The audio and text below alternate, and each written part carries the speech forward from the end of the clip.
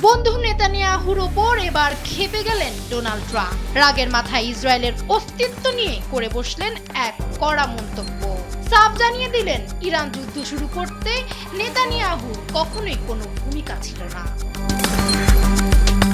সংবাদ মাধ্যম আল জাজিরার প্রতিবেদন বলছে, সম্প্রতি এক সাক্ষাৎকারে ট্রাম্প জানিয়েছেন ইরানের যুদ্ধ তার হাত দিয়েই শুরু হয়েছে, এতে ইসরায়েলের কোনো হাত নেই। আমি না থাকলে এখন ইসরায়েলের অস্তিত্বই থাকতো না।